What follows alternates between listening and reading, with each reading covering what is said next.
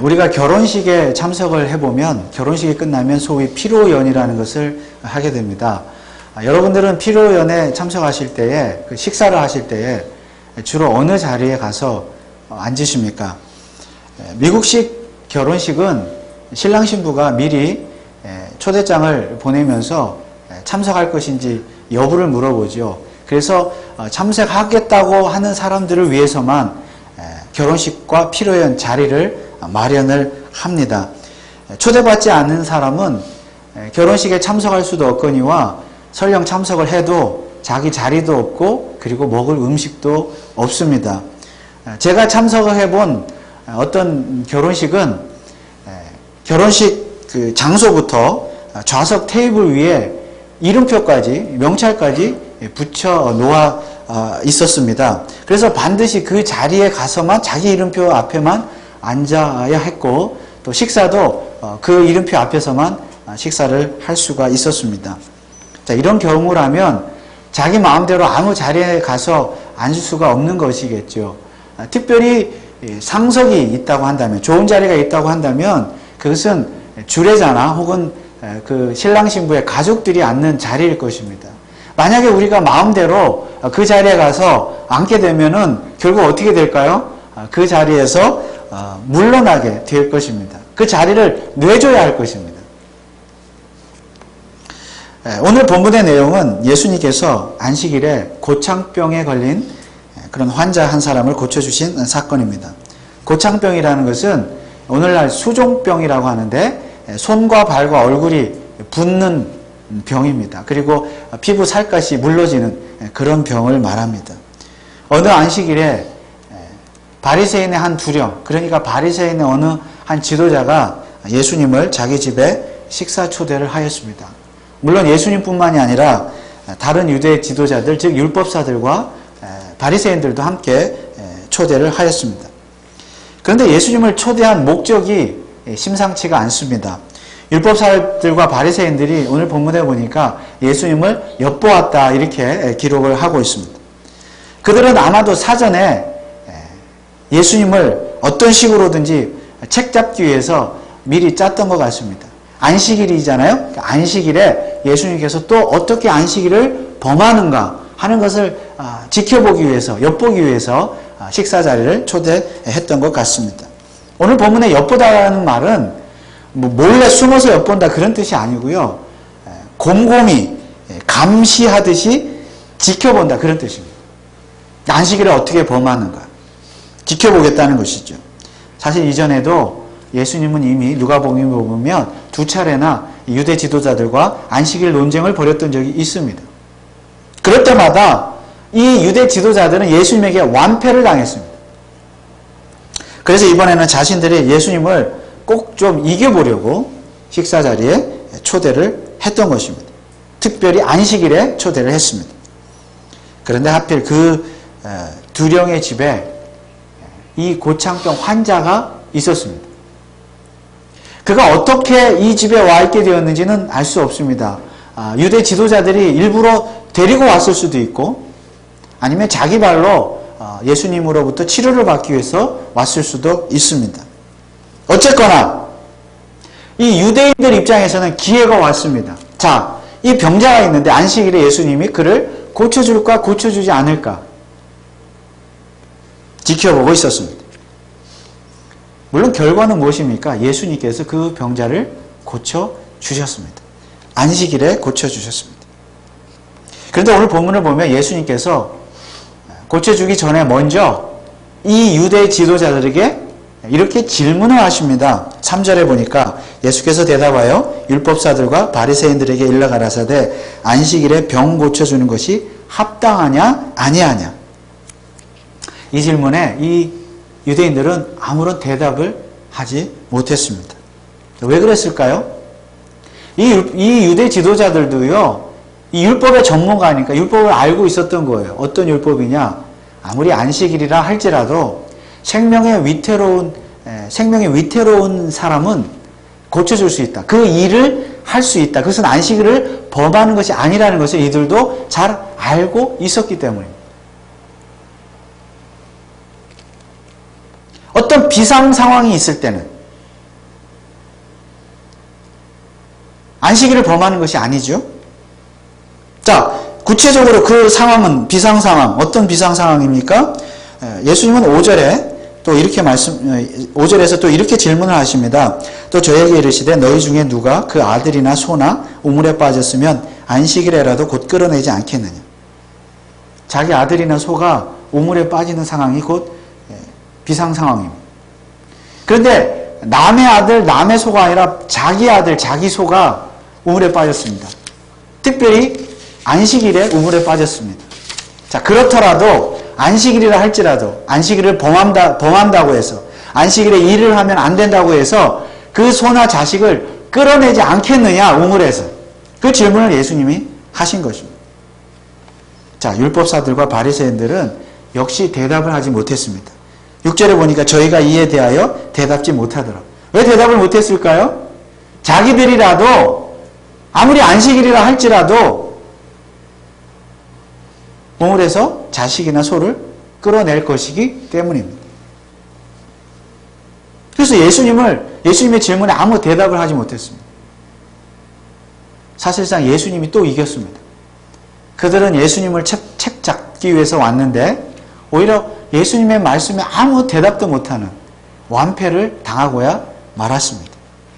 한국식으로 표현을 하자면은 혹 때려왔다가 오히려 혹을 붙인 격이 되어버렸습니다. 자, 그러면 오늘 이 안식일 논쟁에서 예수님께서 오늘 우리들에게 가르치시고자 하는 교훈은 무엇입니까? 바로 이전 13장에도 안식일 논쟁이 나오는데 거기서는 예수님께서 18년 동안 귀신이 들려서 허리가 굽어진 한 여자를 고쳐주셨습니다. 그때도 유대인들이 예수님을 시비하였습니다. 안식일에 일을 했다. 안식일을 범했다. 이때 예수님께서 그들에게 이렇게 말씀하셨습니다. 누가복음 13장 16절에 보면 그러면 18년 동안 사단에게 매임받은 이 아브라함의 딸을 안식일에 이 매임에서 푸는 것이 합당치 아니하냐. 여기서 중요한 말은 아브라함의 딸입니다. 예수님께서 이 여자의 병을 고쳐주신 것은 그녀가 아브라함의 딸이기 때문이라는 말씀입니다. 자, 이 말은 예수님께서 병자들을 고쳐주시는 가장 근본적인 목적이 뭐냐 하면은 병고침 자체에 있는 것이 아니라 그 사람이 병든 자가 아브라함의 자손이라는 것을 보여주기 위함이라는 것입니다. 그런데 왜 하필 병자를 치료해 주시는 날이 안식일입니까? 한 인간에게 있어서 그 인간이 아브라함의 자손이 되는 것이 진정한 안식이기 때문입니다. 그런데 한 인간을 아브라함의 자손으로 만들어주는 이 사람, 다시 말하면 인간에게 참된 안식을 주는 이 사람은 누구입니까? 바로 예수 그리스도입니다. 여러분, 하나님께서는 일찍이 창세기에 보면 아브라함에게 언약을 맺으셨습니다. 아브라함과 맺은 하나님의 언약의 그 내용은 무엇입니까? 아브라함의 후손이 아브라함의 씨를 인하여 복을 받을 것이다 하는 것이 언약의 내용이었습니다. 아브라함의 씨를 인하여. 자, 사도행전 3장 25절에 보면 이런 말씀이 있습니다. 너희는 선지자들의 자손이요 또 하나님이 너희 조상으로 더불어 세우신 언약의 자손이라. 아브라함에게 이르시기를 땅 위의 모든 족속이 너의 씨를 인하여 복을 받으리라 하셨습니다. 너의 씨를 인하여 모든 후손이 복을 받을 것이다. 여기 아브라함의 자손이 되는 조건이 있습니다. 아브라함의 자손이 되어 복을 받는 조건이 있는데 바로 아브라함의 씨를 통해서 복을 받을 것이다 하는 것입니다. 다시 말하면 아브라함의 그 씨를 통해서만 아브라함의 자손이 될 수 있고 복을 받을 것이다. 여러분, 여기서 말하는 아브라함의 씨는 무엇입니까? 아브라함의 씨는 누구입니까? 갈라디아서 3장 16절에 보면 이런 말씀이 있습니다. 이 약속들은 아브라함과 그 자손에게 말씀하신 것인데 여럿을 가리켜 그 자손들이라 하지 아니하시고 오직 하나를 가리켜 내 자손이라 하셨으니 곧 그리스도라. 여기서 말하는 자손이라는 이 단어는요, 원래 단어는 씨라는 뜻입니다. 여기는 자손이라고 번역을 했죠. 그러니까 아브라함의 자손은 누가 아브라함의 자손이냐? 아브라함의 혈통적인 자손들이 다 아브라함의 자손이 아니라 오직 단 하나의 씨. 여기 그랬죠? 오직 하나를 가리켜 내 자손이라 하셨으니 곧 그리스도라. 오직 하나의 씨를 가르쳐 말씀하셨다 그 말씀입니다. 그러니까 아브라함의 혈통적인 자손이 다 아브라함의 자손이 아니라 아브라함의 자손 중에서 단 하나의 씨, 아브라함의 후손 중에서 단 하나의 씨, 예수 그리스도를 통해서만 진정한 아브라함의 자손이 될 수 있다는 말씀입니다. 이것이 바로 하나님의 언약입니다. 언약의 내용입니다. 오직 씨를 통해서만, 하나의 씨를 통해서만, 예수 그리스도를 통해서만 아브라함의 언약의 후손이 될 수 있고 하나님의 나라의 백성이 될 수 있다. 그런 말씀입니다. 그렇다면 18년 동안 병으로 고생한 이 여자가 고침을 받은 사건은 바로 아브라함의 언약의 성취입니다. 왜냐하면 예수님께서 이 여자를 아브라함의 딸이라고 불러주셨기 때문입니다. 감히 한 여자를, 한 인간을 아브라함의 딸이라고 부르는 이 사람은 누구입니까? 바로 예수 그리스도입니다. 그러면 예수 그리스도는 무슨 자격으로 사람들에게 아브라함의 자손이라고 말할 수가 있습니까? 그가 바로 아브라함의 단 하나의 씨이기 때문입니다. 하나님께서 약속하신 메시아 단 하나의 씨이기 때문입니다. 그래서 지금 예수님께서는 단 하나의 씨로서, 단 하나의 씨이신 그 예수님 자신이 직접 이 병 들린 여인에게 나타나셔서 그녀 앞에서 선언하시는 것입니다. 너는 아브라함의 딸이다.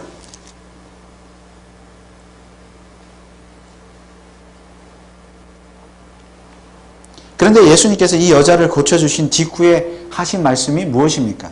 누가복음 13장 18절 말씀해 보면 바로 이 18년 된 여인을 고쳐주신 직후에 하신 말씀입니다. 그러므로 가라사대 하나님의 나라가 무엇과 같을꼬 내가 무엇으로 비할꼬. 그러면서 예수님은 하나님의 나라를 겨자씨와 누룩에 비유하셨습니다. 무슨 말입니까? 지금 치료받은 이 여자는 아브라함의 자손이 되었는데, 아브라함의 딸이 되었는데, 그 말은 무슨 말인가 하면 바로 하나님의 나라의 백성이 되었다는 뜻입니다. 즉, 이 여자는 지금까지는 사단에게 매인받았죠.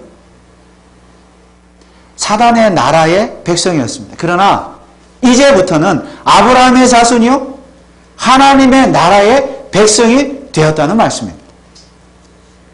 그러니까 사탄 나라의 백성에서 하나님의 나라의 백성으로 신분이 변화되었습니다. 여러분, 이 신분의 변화가 곧 안식입니다. 한 사람의 죄인이 하나님의 나라의 백성이 되는 것이 곧 안식입니다. 그리고 그것이 진정한 복인 줄 믿습니다. 그렇다면 오늘 본문의 고창병 환자 역시 단지 육체적인 질병만을 고침을 받은 것이 아니라 이 사람 역시 뭐예요? 아브라함의 자손이 된 거죠. 하나님의 나라의 백성이 된 것입니다. 그러므로 이 사람은 육체적인 질병을 고쳤을 뿐만이 아니라 참 안식, 참 복을 누리게 된 줄 믿습니다. 그런데 누가 그에게, 이 병자에게 그런 안식을, 그런 복을 주셨습니까? 바로 예수 그리스도입니다. 어떤 자격으로 이렇게 예수님은 그런 안식을 줄 수 있습니까? 예수 그리스도야말로 단 하나의 씨이기 때문입니다. 하필 왜 예수님께서 안식일에 이 병자를 고치셨습니까? 오직 예수님만이 죄인들에게 하나님의 나라의 백성이 되는 참 안식을 줄 수 있는 유일한 씨이기 때문인 줄 믿으시기 바랍니다. 이것이 바로 인자는 안식일의 주인이라는 말씀의 의미입니다. 저와 여러분들 역시 오늘 아브라함의 유일한 씨인 예수 그리스도를 통하여 죄사함을 받고 구속함을 받고 아브라함의 후손이요 하나님의 나라의 백성이 된 줄 믿습니다. 그러므로 우리 성도들이야말로 예수 안에서 참 안식을 소유한 자들입니다. 예수 안에서 참 복을 누리는 자들입니다. 그렇다면 이제는 안식일이라는 날 자체는 중요하지 않습니다. 왜냐하면 참 안식일이란 안식일이라는 날 자체를 지키는 데 있는 것이 아니라 안식의 주인이 되시는 예수 그리스도를 영접하는 것이고 예수 안에서 날마다 안식을 누리는 데 있는 것이기 때문입니다. 오늘 예수님께서 이 유대 지도자들과 갈등을 겪으면서까지 굳이 안식일에 병자를 고쳐주신 이유가 바로 그것입니다. 안식일이란 이 날을 지키는 것, 이 날 하루에 일을 하느냐 하지 않느냐 거기에 있는 것이 아니라 안식일의 주인이신 아브라함의 유일한 씨이신 나 예수 그리스도 안에서 날마다 안식을 누리는 것이 참된 안식의 정신이라는 것을 우리에게 가르쳐주고 있는 것입니다.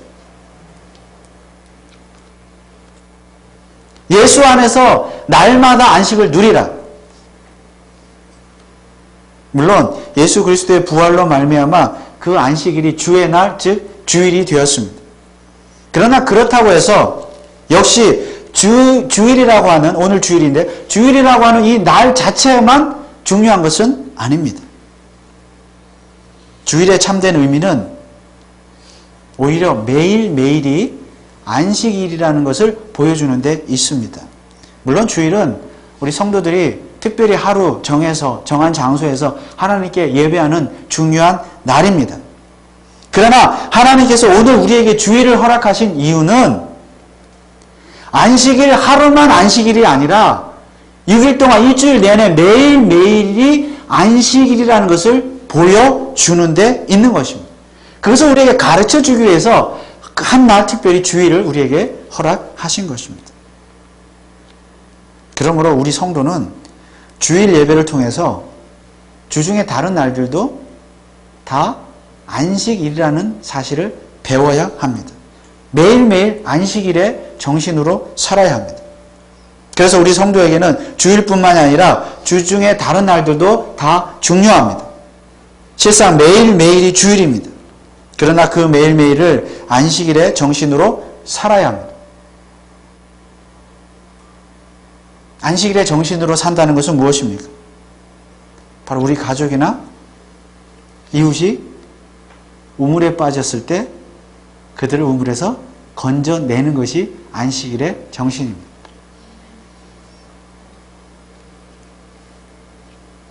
그러면 우리는 어떻게 그들을 우물에서 건져낼 수가 있습니까? 첫째는 죄악에 빠져 죽어가는 영혼들을 구해내는 것입니다. 우물에 빠졌다는 것은 스스로의 힘으로 나올 수 없다는 것은 죄악에 빠져서 스스로 죄악의 문제를 해결할 수 없는 죄인들을 상징합니다. 우리 성도는 그 죄인들에게 주님을 알지 못하는 사람들에게 찾아가서 복음을 전함으로 말미암아 그들을 죄악 가운데서 끌어내야 합니다. 어떻게 그렇게 할 수 있습니까? 오직 아담의 유일한 씨이신 예수 그리스도의 십자가의 복음을 전함으로써만 그렇게 할 수 있습니다. 죄악 가운데서 인생의 구원함을 받을 수 있는 유일한 길은 예수 그리스도의 복음밖에 없는 것입니다. 그러므로 우리는 우리 이웃들에게 부지런히 예수 그리스도의 복음을 전해야 합니다. 복음을 전함으로 말미암아 그들이 죄악의 우물 가운데서 건짐을 받을 수 있도록 애써야 합니다. 그러므로 날마다 매일이 안식일인 것을 깨닫고 우리 삶 가운데 만나는 사람들에게 예수 그리스도의 복음을 증거함으로 말미암아 우물에 빠져 죽어가는 영혼들을 구원하시는 저와 여러분들 되시기를 주님의 이름으로 축원을 드립니다. 두 번째, 우물에서 건져낸다는 것은 말 그대로 정말 어려움에 처한 이웃들을 도와주는 것입니다. 물질적으로 혹은 신앙적으로 어려운 가족과 이웃들을 도와주어야 합니다. 그것이 바로 안식일 정신입니다. 누가복음에서 어리석은 부자 이야기나 구제하라, 재물을 잘 사용하는 청지기가 되라 하는 말씀은 다 그런 맥락에서 주어진 말씀들입니다. 그러므로 우리 오늘 저와 여러분들은 주일 하루만 주의 날이다, 안식일이다 그렇게 지킬 것이 아니라 오늘 하루 하나님 앞에 나와서 예배했으니까 나는 안식일을 지켰다라고 만족하며 기뻐할 것이 아니라 이제 세상에 나가셔서 가정과 직장에 가셔서 이웃에 가셔서 6일 동안에도 안식일의 정신으로 예수 그리스도의 복음을 증거하시고 또 이웃을 사랑하시는 저와 여러분들 되시길 주님의 이름으로 축원을 드립니다. 자, 그런데 예수님께서 이 고창병 환자를 고치신 그 다음의 내용은 무엇입니까? 오늘 본문에서 바리새인의 한 두령은 자기 집에 예수님뿐만이 아니라 여러 유대인들, 율법사들과 바리새인들을 초대했는데 그 율법사들과 바리새인들 중에는 다 같은 율법사 바리새인들이지만 그 중에는 신분의 높고 낮음이 있었습니다. 그런데 그들이 서로 이 혼인잔치, 예수님의 비유 가운데, 예수님의 비유가 아니라 이 두령의 집에서 서로 높은 자리에, 상석에 앉으려고 눈치 싸움을 벌였습니다. 바로 그 광경을 예수님이 목격하신 거예요. 서로 상석에 앉으려고 하는 거예요. 사람들이. 식사 자리에서. 그 장면을 목격한 예수님께서 한 가지 비유를 말씀하셨습니다. 7절에 보면 청함을 받은 사람들의 상좌 택함을 보시고 저희에게 비유로 말씀하여 가라사대. 자, 그 비유는 어떤 비유입니까? 오늘 본문에서 혼인잔치 자리에 대한 비유입니다.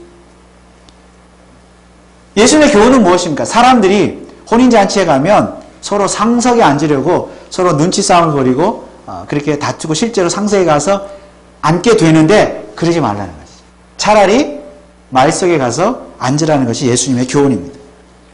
당시 유대인들의 그 잔치 테이블의 구조는 디귿자로 되어 있었습니다. 그럼 머릿속으로 한번 상상해 보십시오. 디귿자로 되어 있고 그러면 어디가 상석이겠습니까? 디귿자의 그 중앙 부분이 상석입니다. 여러분 그 미켈란젤로의 최후의 만찬 그림을 보면 예수님께서 제자들과 함께 최후의 만찬을 벌이시는데 그 만찬의 장면은 상이 어떻게 되어 있습니까? 테이블이 일자로 되어 있습니다. 예수님 중앙에 앉고 제자들이 양옆으로 앉아 있는데 그것은 미켈란젤로 당시의 그 시대의 그 생각으로 이렇게 그 그림을 그린 것이고 예수님 당시에는 사실 보통 디귿자로 되어 있었어요.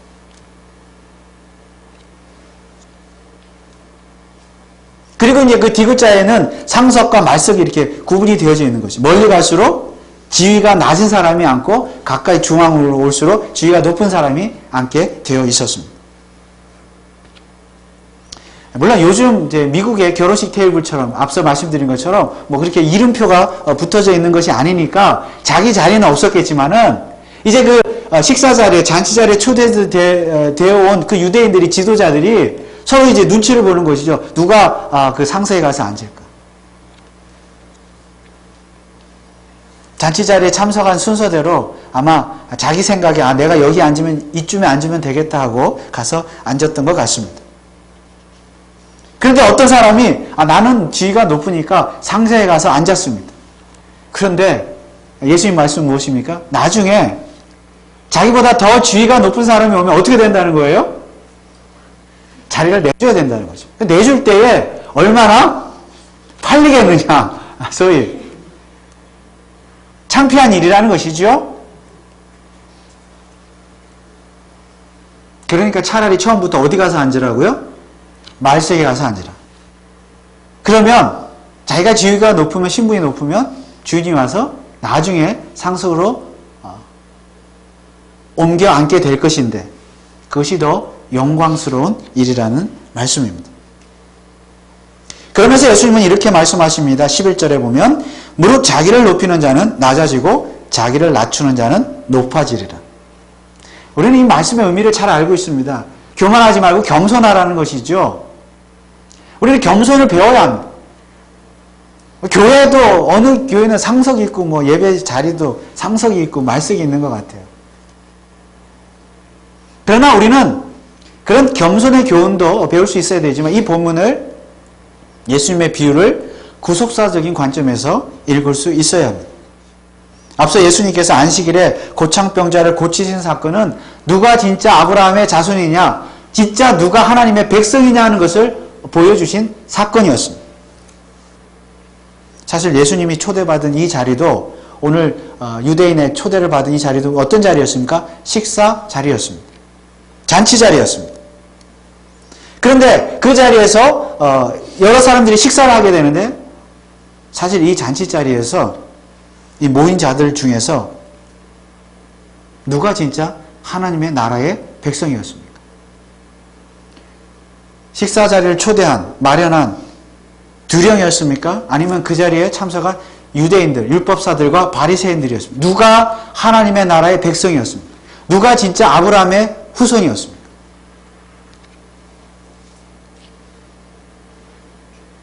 실제로 예수님에 의해서 아브라함의 자손이요 하나님의 나라의 백성이 된 사람은 하나님의 나라의 백성으로 판명난 사람 누구입니까? 바로 고창병 환자였습니다.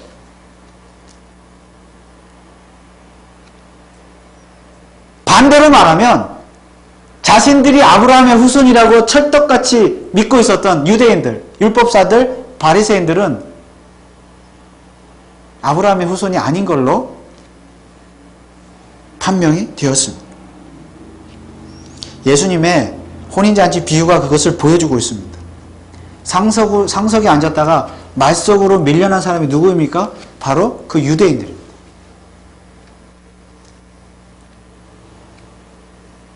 율법사들과 바리새인들은 누구보다도 하나님을 사랑했으며 율법을 사랑했습니다. 여기에 기막힌 반전이 있습니다. 그들은 당연히 아브라함의 후손들 맞잖아요. 율법사들, 바리새인들. 혈통적인 후손들 맞습니다. 자기들이야말로 아브라함의 후손이요 하나님의 나라의 백성이라고 그렇게 철떡같이 믿고 있었는데 바로 여기에 반전이 있었습니다. 자기들은 상좌에 상석에 앉았다고 믿고 있었는데 말석으로 밀려나고 말았습니다. 오히려 예수님에 의해서 말석에 앉아있던 사람, 고창병 환자, 하나님의 나라의 백성이 될 수 없었던 병자가, 죄인이 상석에 앉게 되었습니다. 그가 오히려 하나님의 나라의 백성이 되었습니다. 유대 지도자들은 끝내 예수님을 시기하고 질투하더니 십자가에 못 박아 죽이고야 말았습니다. 그러면 정말 누가 하나님 나라의 백성이 될 수 있습니까? 13절 말씀에 예수님께서 이렇게 말씀하십니다. 잔치를 배설하거든 차라리 가난한 자들과 병신들과 저는 자들과 소경들을 청하라. 이것은 가난하고 병들고 소외된 사람들에게 다가가서 사랑하고 베풀어주고 선대하라, 구제하라는 말씀이기도 하지만은 오늘 본문의 맥락에서 보면 정말 하나님의 나라의 백성이 될 수 있는 사람은 어떤 사람이냐? 바로 가난하고 힘없고 병들고 소외된 사람들이라는 말씀입니다. 다시 말하면 자기 자신이 하나님 앞에서 정말로 가난하고 병들고 힘들고 무기력하고 아무것도 할 수 없는 죄인이라고 철저하게 믿고 고백하는 자가 하나님의 나라의 백성이 될 수 있다는 말씀입니다. 스스로 연약하고 부족함을 깨닫고 그리함으로 말미암아 하나님의 나라의 그 천국 잔치, 혼인 잔치의 초대에 겸손한 마음으로 응하는 자, 예수 그리스도의 복음에 대한 초청, 복음의 초청에 겸손한 마음으로 응답하는 자, 예수 그리스도를 겸손한 마음으로 믿고 영접하는 자가 하나님의 나라의 백성이 될 수 있다는 말씀입니다. 그리고 그런 자들만이 하나님의 나라의 혼인잔치에 참여할 수가 있는 것입니다.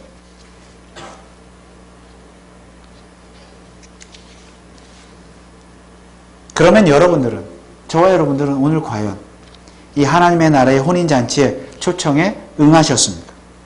예수 그리스도의 복음을 받아들이셨습니다. 오늘 설교 본문의 다음에 나오는 15절부터 나오는 이야기는 무엇입니까? 역시 혼인잔치 비유의 연속입니다. 주인이 혼인잔치에 사람들을 초대하기 위해서 종들을 보냈습니다. 사람들을 초대했습니다. 그런데 사람들이 다 거절했습니다. 안 가겠다 거절했습니다. 어떤 이런저런 핑계를 대고 주인의 청을 거절하였는데 그 핑계를 보면 어떤 사람은 밭을 사는 일로, 어떤 사람은 소를 시험하는 일로, 또 어떤 사람은 장가가는 일로 바쁘다고 핑계를 대면서 잔치 자리에 초대를 거절하였습니다. 이런 사람들이야말로 누구냐는 것입니까? 바로 상석에 앉아있는 자들. 그리고 스스로 상석에 앉아있다고 믿었다가 말석으로 밀려난 자들입니다. 스스로 하나님의 초청을 거절하고 스스로 예수 그리스도의 복음을 거절하였습니다. 왜 그랬습니까? 먹고 살기 바빠서, 시집가고 장가가기 바빠서 잔치자리의 초대를 거절하였습니다. 이런 사람들은 스스로 의롭다고 생각하는 자들입니다. 잔치자리에 가지 않아도 나는 충분히 먹을 것이 있다.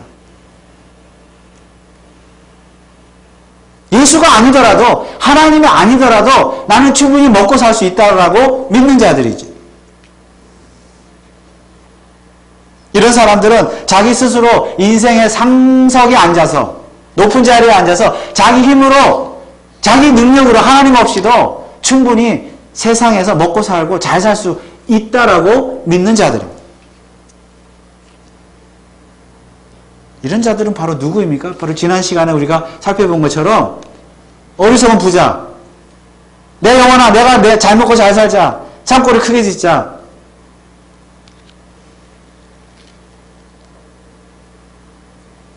바로 그 어리석은 부자, 교만한 부자, 그런 사람의 모습이 아니겠습니까? 스스로 상석에 앉아서 자기가 인생의 주인이 되어서 자기 영혼을 컨트롤하는 사람.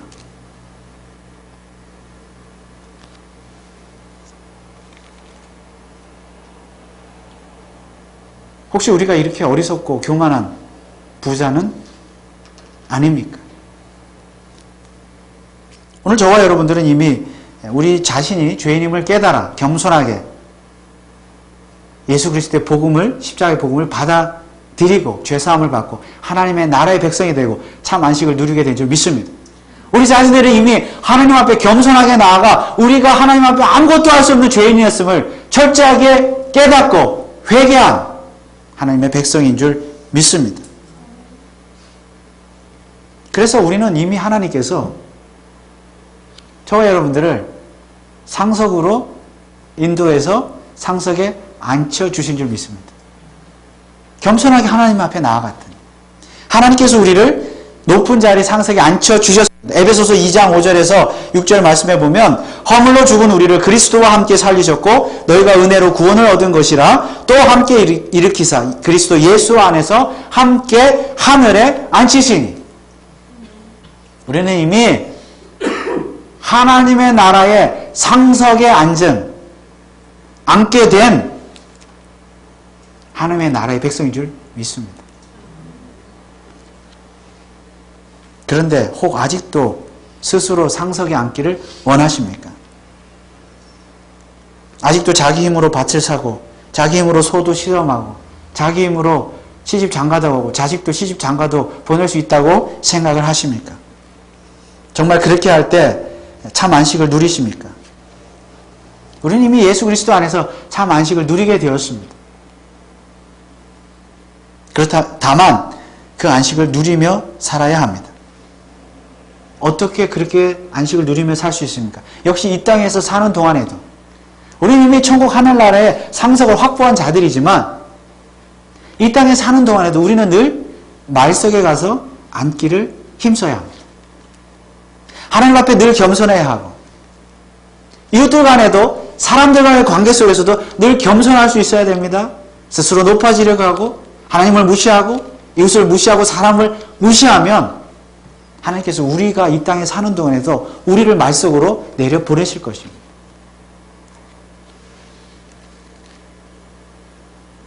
그러므로 우리는 늘 말석에 가서 앉아 있기를 힘써야 합니다.